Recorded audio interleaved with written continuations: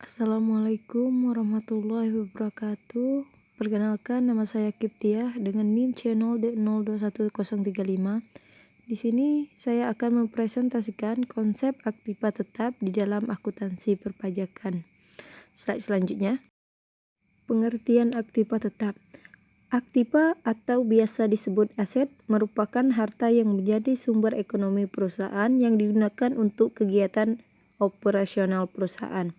Menurut Pernyataan Standar Akuntansi Keuangan atau PSAK nomor 16 paragraf 5 menyebutkan bahwa aktiva tetap adalah aktiva berwujud yang diperoleh dalam bentuk siap pakai atau dibangun lebih dahulu yang digunakan dalam operasi perusahaan, tidak dimaksudkan untuk dijual dalam rangka kegiatan normal perusahaan dan mempunyai masa manfaat lebih dari 1 tahun.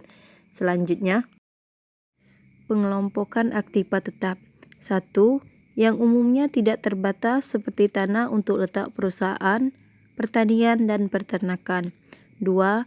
Yang umumnya terbatas dan apabila sudah habis masa penggunaan dapat diganti dengan aktiva yang sejenis, misalnya bangunan, mesin, alat-alat, mebel, dan lain-lain. 3. Yang umumnya terbatas dan apabila sudah habis masa penggunaannya tidak dapat diganti dengan aktiva yang sejenis. Misalnya, sumber-sumber alam seperti tambang dan lain-lain. Selanjutnya, berdasarkan sudut substansif, 1. Aktiva berwujud seperti lahan, mesin, gedung, dan peralatan. 2. Aktiva yang tidak berwujud seperti goodwill, patent, copyright, hak cipta, franchise, dan lain-lain. Selanjutnya, berdasarkan sudut disusutkan atau tidak, yaitu aktiva tetap yang disusutkan seperti building atau bangunan, equipment, peralatan, machinery atau mesin, inventaris, jalan, dan lain-lain. Indefinite plan asset yaitu aktiva yang tidak dapat disusutkan seperti land atau tanah. Slide selanjutnya. Jenis-jenis aktiva tetap. 1. Lahan adalah bidang tanah terhampar baik yang merupakan tempat bangunan maupun yang masih kosong. Dalam akuntansi, apabila ada lahan yang didirikan bangunan di atasnya, harus dipisahkan pencatatan dari lahan itu sendiri. 2. Gedung adalah bangunan yang berdiri di atas bumi ini baik di atas lahan atau air. Pencatatannya harus terpisah dari lahan yang menjadi lokasi gedung. 3. Mesin termasuk peralatan-peralatan yang menjadi bagian dari mesin yang bersangkutan.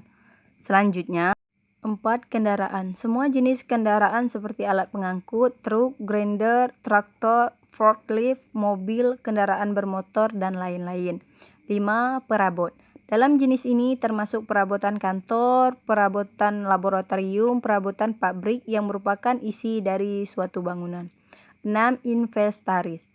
Peralatan yang dianggap merupakan alat-alat besar yang digunakan dalam perusahaan seperti inventaris kantor, inventaris pabrik, inventaris laboratorium, inventaris gudang, dan lain-lain. 7. Prasarana. Prasarana merupakan kebiasaan bahwa perusahaan membuat klarifikasi khusus perusahaan seperti jalan, jembatan, rel, pagar, dan lain-lain. Demikianlah presentasi dari saya. Saya ucapkan terima kasih. Wassalamualaikum warahmatullahi wabarakatuh.